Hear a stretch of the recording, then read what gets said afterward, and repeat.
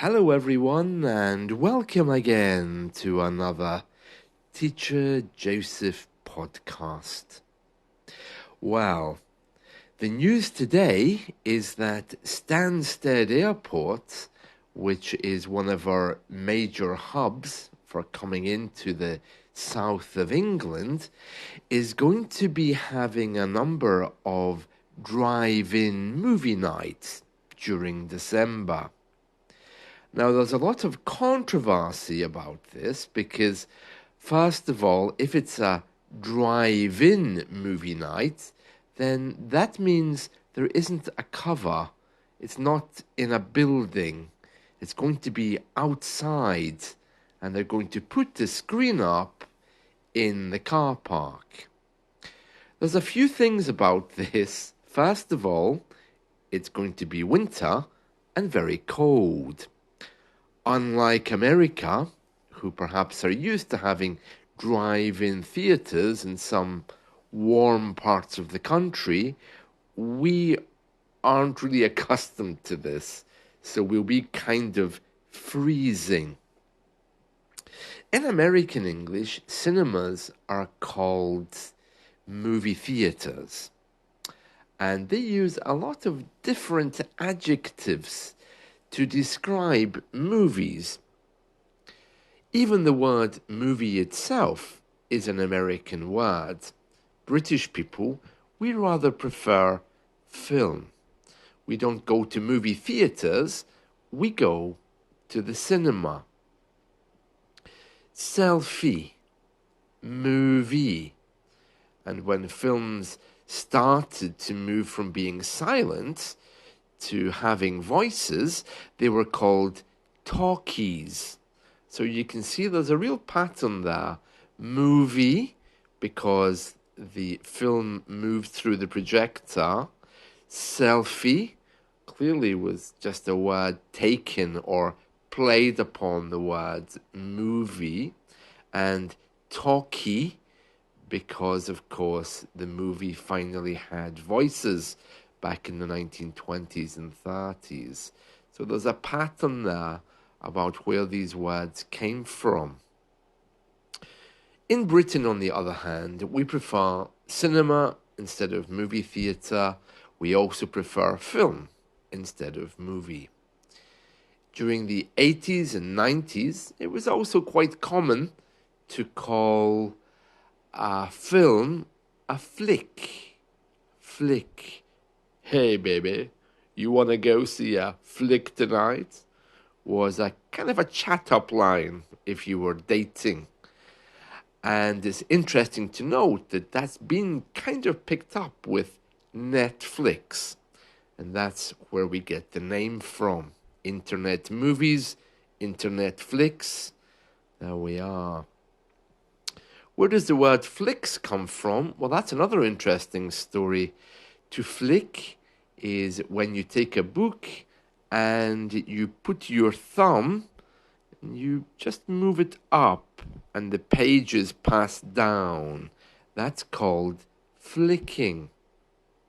And of course, if you haven't guessed already, flicking is what film does as it passes through the projector. So we have, of course, film passing through the projector, that's the material, and we have the film or the movie which we watch as the film flicks through the projector. I'm not sure if it does that anymore. I'm sure that they have more high-tech ways now of giving us movies. I don't think it's on those large reels or discs which used to be delivered to the cinemas. I could be wrong. I don't know. Anyway, Stansted Airport is causing controversy because people are asking, well, why would you want to set up a drive-in cinema, the kind which, of course, your cars just go to the screen and watch? Why would you want that at an airport? I mean, if you've ever been to Stansted Airport, you'll know it's nowhere near London. As soon as you arrive, you just immediately run for the bus, the train, to rent a car, because nobody wants to stay there. Stansted Airport is in the middle of nowhere. So who's going to watch a drive-in movie? And you need to have a car to go there as well, because it's drive-in. There's no spaces for people. Now, we've all seen the movies from America in the 1950s and 60s of people driving to the cinema and a waitress being on roller skates, skating up to you with a tray, offering you a drink. So if you're expecting anything like that, you would be very wrong. Of course, there's more chance that there's going to be ice there, especially if it's in a car park. So you'll be driving into a very dark place, unable to leave the car because it'll be too cold. Hopefully somebody is going to come and offer you food, but I rather think you'll have to bring your own. And the choice of movies, well, the main one is Top Gun Maverick. I'm not sure I'd want to pay to sit in a car to see that when I could quite happily rent it from Amazon, Netflix, or go to a nice, warm, cozy cinema. Yeah. So there we are, Stansted Airport. Other people are asking, well, when I'm sitting in the car watching the movie, what about the planes? If they're taking off every 2 minutes, am I going to be able to hear the movie? And that's another thing. It would have to be really, really loud in order to reach everyone. But looking at the picture, there's not going to be a very large audience. I think they're just converting a small part of their airport car park. It's difficult to say, but it would have to be loud anyway to reach the person at the back. Unless, of course, they're offering Bluetooth and we all can just listen to the audio. I doubt if they would do that, though. I don't know. Maybe. But very interesting, isn't it? I mean, I've never heard of anyone doing a drive-in movie here. It's just too cold. We had some of them during COVID because the UK law tried to insist that we only meet outside. So they set up some events to comply with COVID law. Drive-in cinemas was one of them. So maybe that's where this comes from. But if you're expecting the whole American thing with the woman wearing a nice uniform and roller skates or roller boots, it would be nice, but there's more chance of finding a very large lady grunting at you while she throws a menu in your face. I think that's probably more real.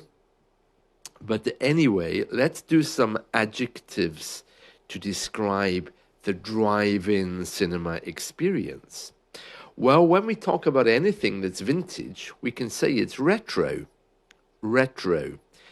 Because drive-in movies have a classic vintage charm that calls us back to the middle of the 20th century. Another thing about cinemas and drive-in movies, they're communal. And you know, British people aren't really so social. So you have to kind of sit there and look ahead, assuming it's a dry night. I mean, if it's a wet night, you'll have to have your windscreen wipers on to take away the rain. So a very communal effort. It's going to be a shared experience. Oh, I hate that.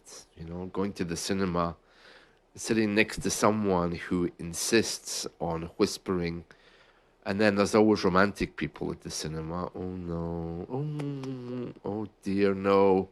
God, no. So at least in their cars, they don't have to suffer watching. Well, they could watch romantic people, I suppose. There might be people in the car having a romantic moment, I suppose. Relaxed. The atmosphere at a drive-in movie is laid back. Oh no, not in the UK it isn't. I think everything in the UK, unless you're drunk, is very uptight. And I think that's why we drink a lot, because we can't really relax easily in public.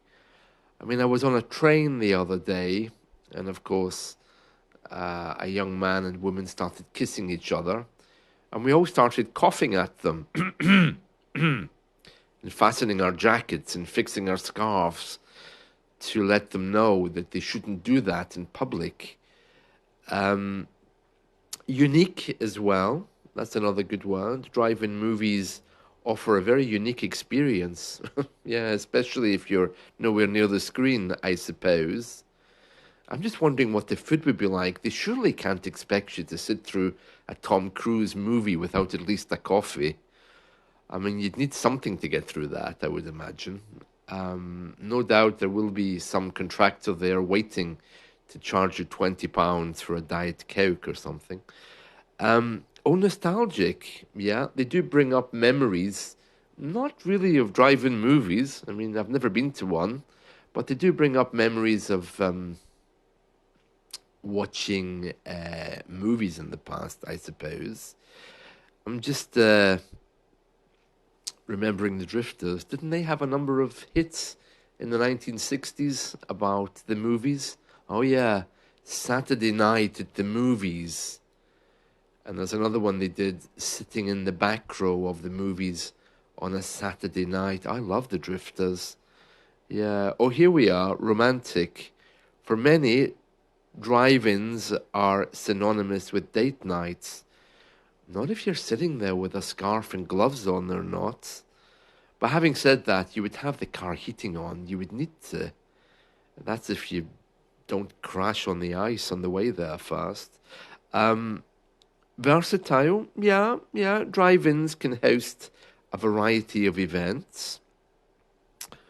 Adventurous, yeah. If you haven't been to one before, it would be a kind of like a new experience, but not in a cold country with the snow coming down, I don't think, or the rain, unless you had Bluetooth, because you'd need to roll your windows down to hear, I guess, unless they give you Bluetooth. Yeah, leisurely. It says here there's often no rush at a drive-in. Really? I can't imagine that. I mean, in the south of England, everyone's moving fast. But strange, weird that an airport of all places would have a drive-in movie facility at Christmas. I think they're just trying to get us to relax.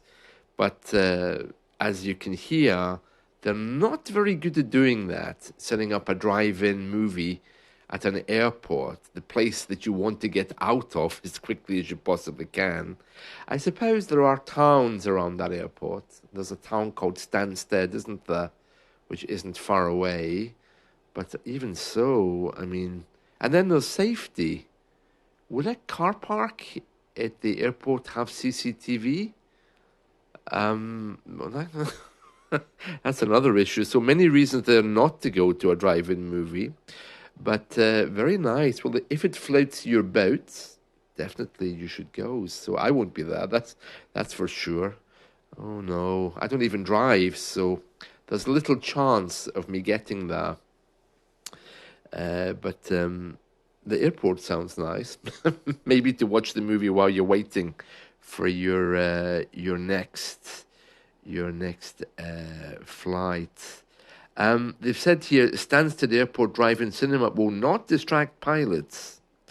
They've stressed that pilots will not be distracted by the large LED screen. Some people call it a LED screen, but that's not correct. It's an LED screen at a temporary drive-in cinema. Is to host film screenings in his Jet Park's car park for a week in December. The movies include classics such as Elf, Home Alone, and Dirty Dancing, Grease, and Top Gun Maverick. The screen will be nowhere near the runway. Well, I'm sure they've got more than one runway there. The screen will be nowhere near the runway and certainly not on the flight path, a spokesperson said. the charity event has been cleared and is compliant with regulations. There's a picture here of a previous one they've done. Dear, it's pretty bizarre because the screen is tiny. There's loads of cars. The sky looks like it's about to open up and rain because it's very grey and dark. The picture clearly has been taken on a dark night. There's dark trees, dark colored cars, a dark screen, and a dark sky. It's like a concrete jungle, as we say in the UK. And they have this screen in the middle. It doesn't look very relaxed. In fact, if you want to leave in a hurry, you're blocked in. So you won't be able to get out either. So that's another thing. If you suddenly want to leave the movie, you can't until everyone else leaves. Let's see. It says here, oh, very badly written this. It says, where the car park is, it is quite set back from the runway. When you arrive, you're going to get a personal speaker. All right, so they don't give you Bluetooth. They actually give you a little speaker. It will go in your car, so all the sound will be within your car. So there shouldn't be too much noise from planes. It shouldn't affect the experience too much. It doesn't sound very professional, does it? They hand you a little speaker. They should have said something like, "You are very welcome to enjoy the movie in the comfort of your own car." That would have sounded better. 2 films per day showing during the event. All proceeds are going to charity. And they've said here, we've had the idea for a while, but it takes a lot of organization and planning.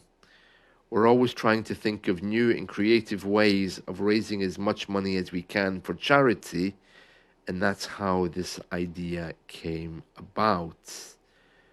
I wonder where that picture came from then. The one I'm looking at, is very, very dark and gloomy with all these cars on top of a dark coloured road with a tiny screen in the middle.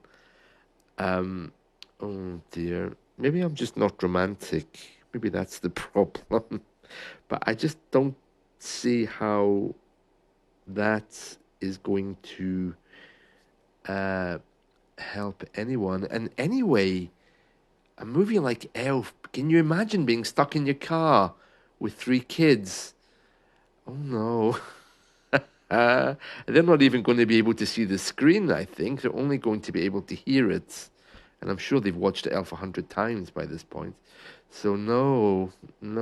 I suppose if you want to get into the Christmas mood, it might be something that you can do, but not my cup of tea, that's for sure. Right, there we are. So that's some adjectives to describe Stansted Airport's new drive-in cinema, which they promise won't distract pilots. Good. And I hope you've enjoyed this. So take care, and we'll talk again soon. See you. Bye.